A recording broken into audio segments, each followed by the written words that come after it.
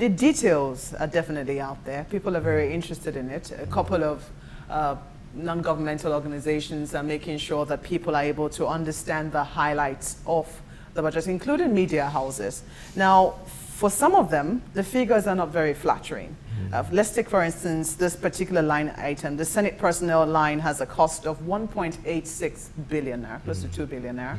But then you're seeing 25 billion naira for overheads, which implies, according to the breakdown we have here, that it costs about 229 million naira to service a senator annually. How does that, I don't understand how you do that. So we have this line item that says that the Senate personnel cost is 1.86 billion, but then overheads, which is a very broad heading, is 25 billion. Okay. Computing it, if you look at how many senators we have, and you calculate that per senator, as it were, even though I know you'll argue that that's not how it's supposed to be. But then it would seem that we're paying 229 million naira to ensure that we have one senator in the National Assembly. No, that's not being fair, because the money is not going to the senator. It's the cost of running an arm of government. It's not the senator.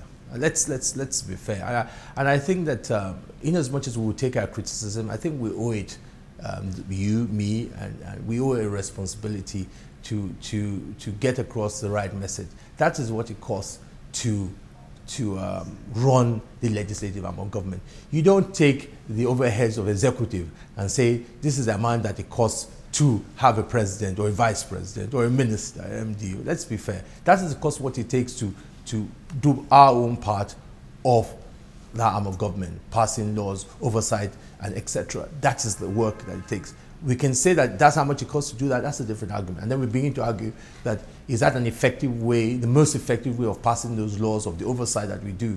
But to now personalize it to the senators, I think we're not being fair. But looking critically, do you think that the National Assembly can defend very fairly its 125 billion naira budget? It's 3% of the entire budget.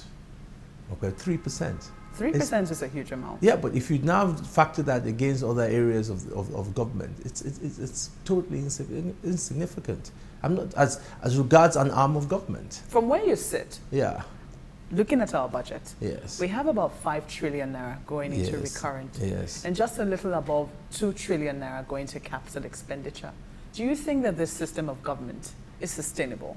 It is sustainable. I don't doubt that we can still be more efficient. Governments all over the world are not very efficient organs.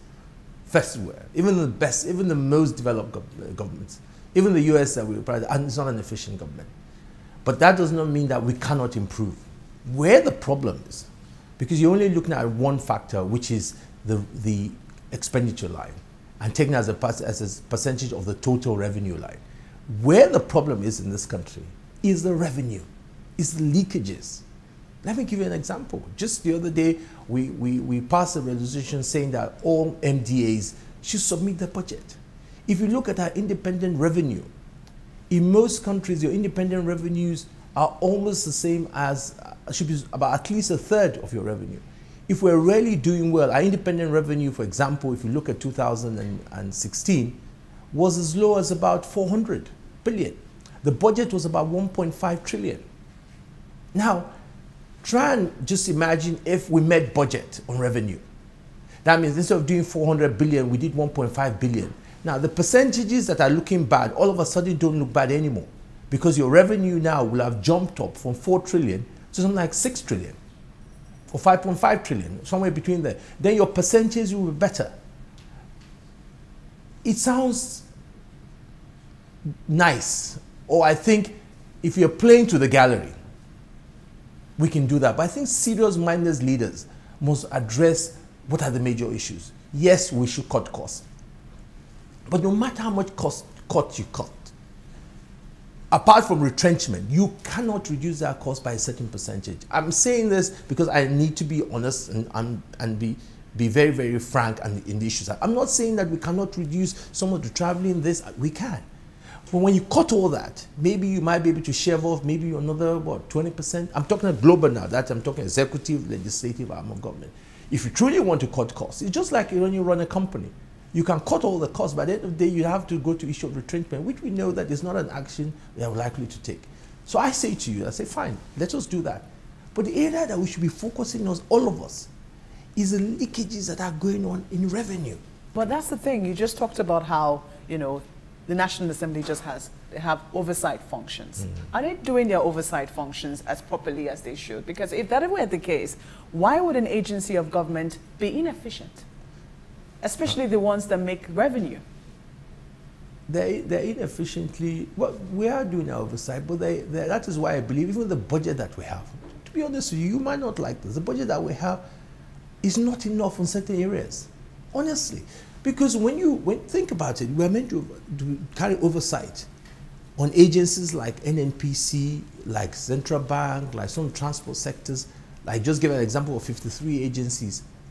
And if you look at the capacity, these are specialized areas. These are areas that, if you want to catch them, you must have people that really know their business. A National Assembly has people with broad-based background. Doesn't mean that most of them are specialized in those areas. You got to pay good money for people to be specialized in those areas. But we have not got there yet, because I believe that anybody who wants to come to equity must come with clean hands. We first need to win the confidence of Nigerians to know that we're truly committed in bringing results. Because unless that, just like somebody who is working, you need to win the confidence of people to say that, yes, we need to properly fund you. But I think over the years, because Parliament or National Assembly, over the years, since the beginning of our political history, has not yet won the confidence of Nigerians. People sometimes wonder, what are they doing there? Unless, if you want your democracy to stabilize, if you want to build on it, you want to strengthen your government, we have to strengthen the Parliament. Not Saraki, not Dogara. We will come and go. But those institutions, that is the strength of our democracy. Because I'm just giving you an example. As you rightly said, are we doing oversight? We're doing it. Is it enough? Probably not. Because if it is enough, as you rightly said, some of these things that we've seen over years, where our independent revenue is still so low, should not happen.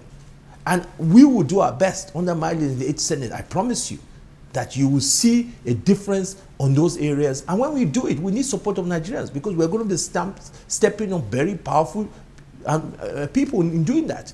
People who are used to that. That is why you see people, they want to go and be executive of agencies. Some of them even prefer that being ministers. Because in those areas, very little level of accountability is done. They have huge budgets, they spend it, and they're below the radar.